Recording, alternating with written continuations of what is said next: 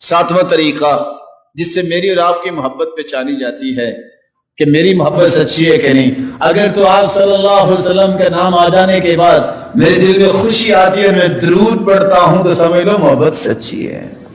اور درود سے محروم لوگ کس طرح کے محروم ہیں، غور کیجئے گا. ایک مرتبہ درود پڑھے، 10 نیکیاں، 10 درجے بلند، 10 گناہ معاف.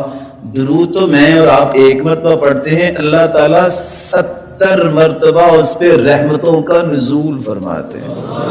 میں دنیا کی منتیں نکالتا پھرتا ہوں، دعا کر دیں، دعا کر دیں، دعا کر دیں. درود ایک مرتبہ پڑھیں، کھربوں کی تعداد میں فرشتے 70 مرتبہ اس کے لیے دعائیں کرتے ہیں.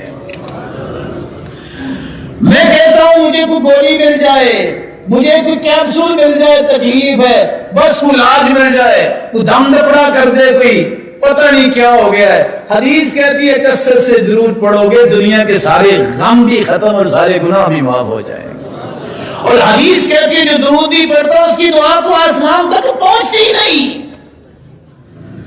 یہ محبت ہے، کثرت سے درود پڑھیے.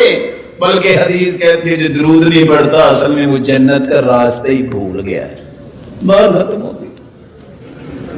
اس لیے درود و سلام اس ہستی پہ پڑھنا یہ میرے ایمان کا حصہ ہے.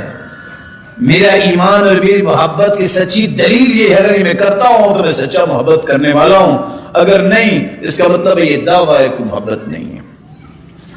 بلکہ تعجب کی بات ہے، آج میں صبح ایک روایت پڑھ رہا تھا، امام حیثمی نے نقل کی ہے اور ساتھ اس کو حسن کہا ہے کہ قیامت کے دن جب بندہ پل صاحب سے کوئی گر رہا ہوگا، کوئی بیٹھ رہا ہوگا، جو درود پڑھنے والا ہے اللہ ذو الجلال اس پہ انعام کیا کریں گے، اس کو کھڑا کر دیں گے اور آرام سے گزر جائے گا.